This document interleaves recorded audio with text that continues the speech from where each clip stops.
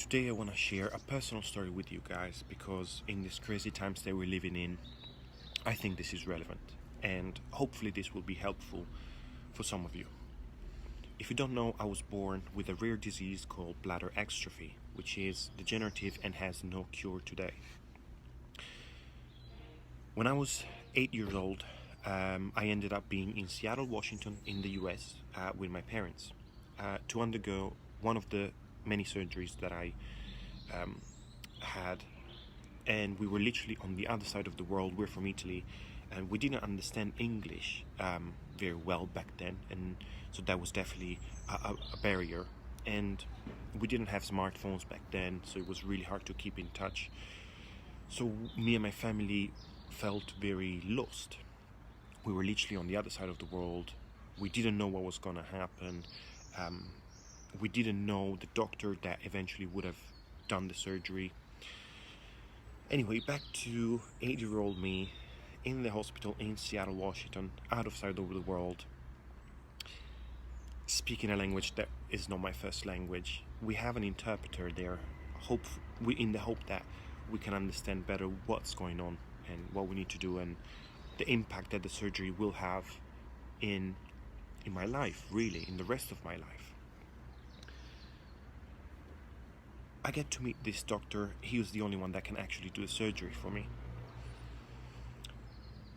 We have a meeting of like more than 2 hours, and I guess we probably looked very lost and shocked, and somehow confused, because after more than 2 hours of talking and trying to understand what was going on and what the surgery would have meant and the impact that would have had in my life, he says, "Just give me a moment," and he leaves the room. Now, we're confused. We're like, what the hell is going on? After a couple of minutes, he comes back and he shows me a picture of a guy climbing a mountain. I was like, what the hell is that? And he tells me, this guy has the same disease that you have. And he's climbing. He's doing well. And he's married, he has a life, and everything is going well for him. That was all I needed. That was the key to say, you know what, fine. I trust you. I trust you, and just go for it. The surgery luckily went well, and it was the biggest surgery that I've ever had. And now I'm here. Why am I sharing this with you today? Because all I do right now is trying to give the people around me the same feeling that I felt when the doctor showed me that picture. Not only he gave me confidence, but what he basically told me was circumstances, in this case my disease, don't define the person that you want to be and what you want to achieve. And in these crazy times, with this pandemic going around, we are lost. We're all lost. We don't know what's happening. We don't fully understand what is happening. And we don't know what the impact of this will have on all of us, on all levels, really.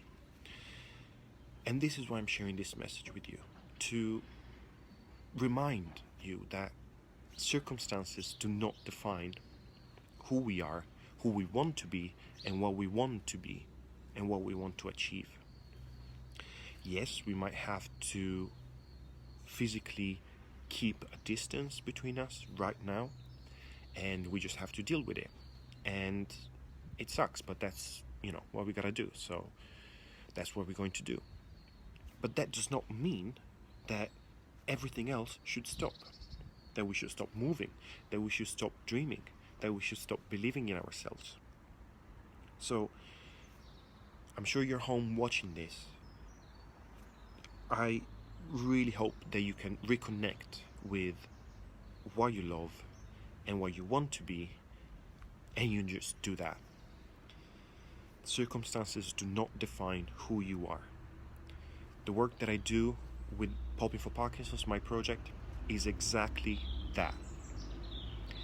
I want to tell my people, I want to tell my community, look, you have a disease, but you can be whatever you want to be. You can still be a person. You can still express yourself. You can still socially engage and share your experience, your personality, your story with yourself and with everyone else. You can connect deeply with yourself and with everyone else. The disease will not stop you doing that.